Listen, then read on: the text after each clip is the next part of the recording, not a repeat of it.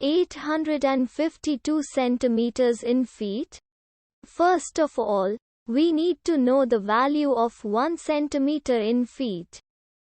It's always 1 centimeter equals 0.03280839895 feet.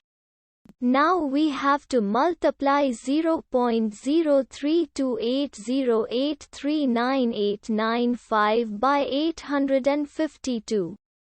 Therefore, 852 centimeters times 0.03280839895 feet equals 27.952755905 feet.